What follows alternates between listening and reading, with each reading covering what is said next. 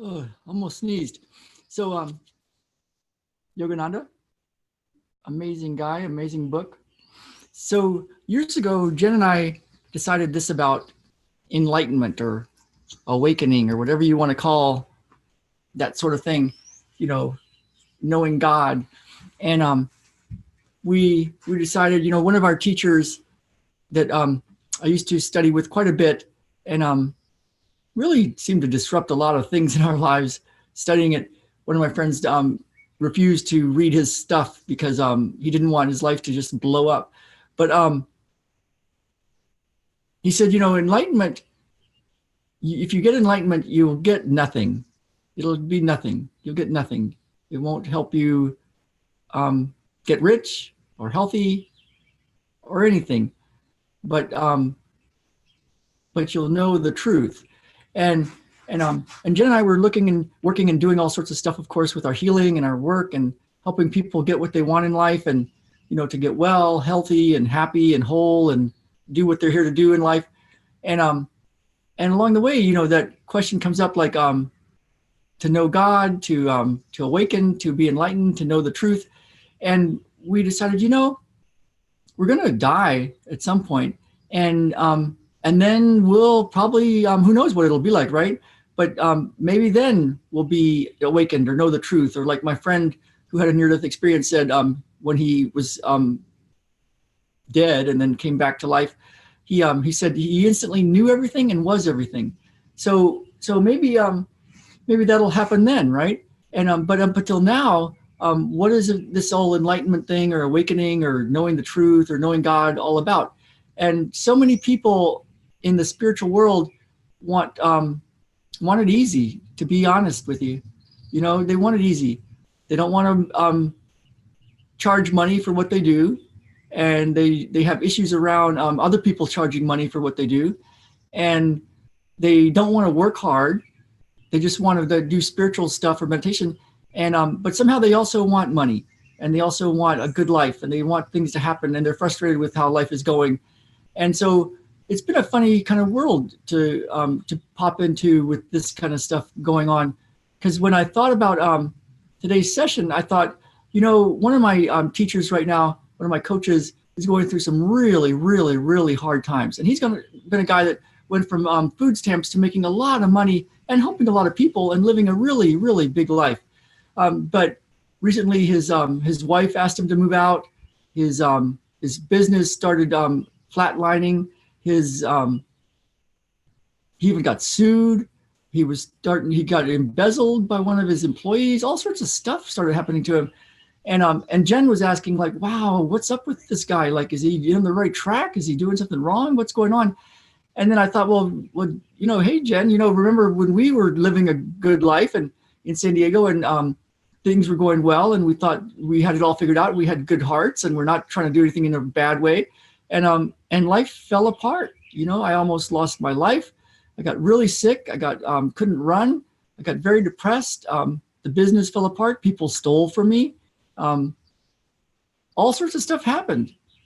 And when I was thinking about today's session, Yogananda, when he came into this world, if you've ever read his book, Autobiography of a Yogi, and I highly recommend it, it's the one book that Steve Jobs had on his iPad, the only book he had on his iPad. And at his memorial service, that's the book that was given out to everybody there. And so it's a great book. And Yogananda, when he came into this world, he said that he was awakened. Like he knew, even going through the womb, that he was connected to source and what the truth was. And he was awakened right from the beginning. Yet he still studied with lots of teachers. And it was quite a journey to find his teacher and to study. And he did lots and lots and lots of meditation. And he created a really cool life in India, running a school for kids, teaching yoga and enlightenment and awakening and connecting to source and all that kind of stuff. And but then he got a spiritual message that he was to go to America. And he's like, I don't want to go to America. Why would I go to America? I've got a good life. But he followed it, and he built a really cool thing, the Self-Realization Fellowship and meditation and yoga and bringing this to the world. And but if you read his book and what happened, he did a lot of work. He did a lot of work. He went around and spoke all over the country. He created a lot of friends. He created a lot of enemies. He had a lot of people that didn't trust him. The men didn't trust him because he was teaching all this funny yoga stuff to their wives. He was a little plump, brown-skinned Indian guy in the United States doing his thing. But he sent out lots of letters, which in today's world you would think that's like an email broadcast. He did a lot of marketing. He met a lot of people. He connected with all sorts of people. So he worked really hard, and he built up a really cool thing. And then his partner betrayed him. And he lost everything. And he was like living in Mexico and like, what am I going to do? I just want to go back to India, live my life. And he got a message, no, go back to Southern California and do this again. And he's like, no, please don't do that to me. Please, please. But he did. And then he did a lot more work. And I won't give you a spoiler alert if you haven't read the book, but the way he died really shows that the dude was really enlightened. He knew when he was leaving. And so what does enlightenment look like? What does awakening look like? I'm not sure, but the people that seem to have figured it out or have gotten it or whatever that is, they did a lot of work in this world. And it wasn't easy. And so and in the case of Yogananda, it involved a lot of money. If you ever get down to San Diego, in a place called Encinitas, just north of San Diego, sprawling multiple many acres sitting right on the Pacific Ocean on the cliffs, the most beautiful spot. That's where the Self-Realization Fellowship is. And that's where he did that's where he wrote this book. And was connecting to Source so much that his followers there thought that he was dead, but then he would come back to life and go back and forth. And but that's where he wrote his book. But it cost a lot of money to get that place. I mean, that thing is worth a ton of money. And so today, as I was thinking about today, this Sunday we're doing the second of 3 calls that I do every year for our Enlighten Up and Get What You Want group. And I was thinking, what do people need? And so, there's a vision, like, what do you really want in life? But then there's also the strategy, right? Like, how are you going to do it? And might be some skills to learn in the physical world or in the spiritual world. There could be some skills. And some skills you want to learn and some you want to pass off to someone else. So there might be some people, we call them the who's, who might be able to help with this or that. Yogananda had lots of people helping him with his marketing, with his talks, with his scheduling things, with buying expensive real estate in Southern California.